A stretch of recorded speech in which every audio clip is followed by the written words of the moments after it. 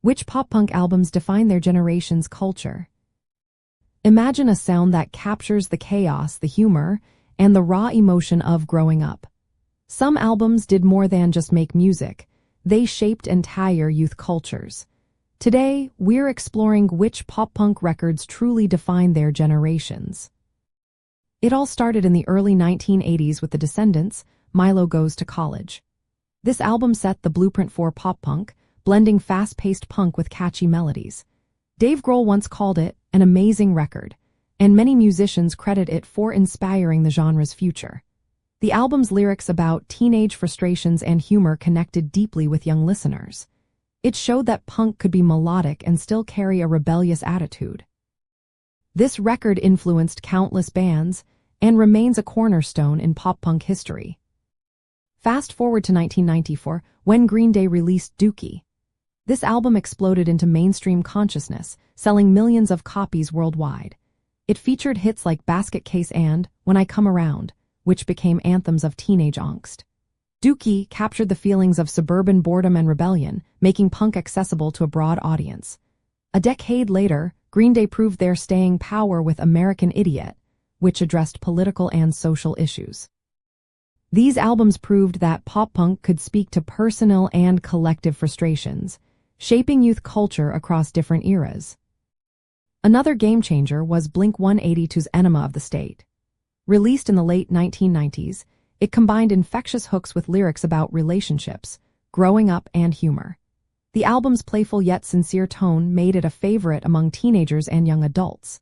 Its success helped push pop-punk into the mainstream, influencing countless bands and fans. Blink-182's style of blending silly lyrics with emotional honesty became a defining trait of the genre. In the early 2000s, bands like My Chemical Romance brought a new emotional depth. Their albums, 3 Cheers for Sweet Revenge and The Black Parade, sold over 3 million copies each. These records became anthems for those dealing with depression, identity, and the search for meaning. The Black Parade, with its theatrical style and powerful lyrics, showed that pop-punk could handle serious themes while still being accessible. It proved that the genre could be more than just fun. It could be a voice for emotional struggles. During the same period, Taking Back Sundays, Louder Now, made a big impact. It debuted high on the charts and influenced a wave of bands that focused on emotional intensity and guitar-driven sound. Fans found comfort in lyrics about inner turmoil, making it a key album for the emo and pop-punk scenes of the 2000s. The Wonder Years, The Greatest Generation, continued this trend, showing that pop-punk could evolve and stay relevant. Critics praised it as a standout of its time, proving the genre's ability to produce meaningful music decades after its start. Paramore's debut album also played a role in expanding pop-punk's reach. Songs like Pressure and Emergency showcased their fearless approach and willingness to bring fresh ideas. Their energetic style helped bring new audiences into the genre and proved that pop-punk could adapt to different voices and styles.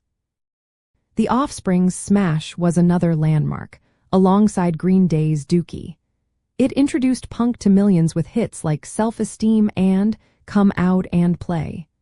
This album sold millions worldwide and became a cultural touchstone for rebellious youth. All these albums shared a common trait. They spoke to universal feelings of confusion, rebellion, love, heartbreak, and the search for identity. They became the soundtrack for first crushes, late-night talks, and moments of self-discovery. Fans bonded over these records, creating communities and shared experiences. The bands behind these albums became voices for their generation, articulating feelings that mainstream culture often ignored. Pop-punk's influence went beyond music. It shaped fashion, attitude, and values. These albums showed young people it was okay to be different, to feel deeply, and to express those feelings loudly.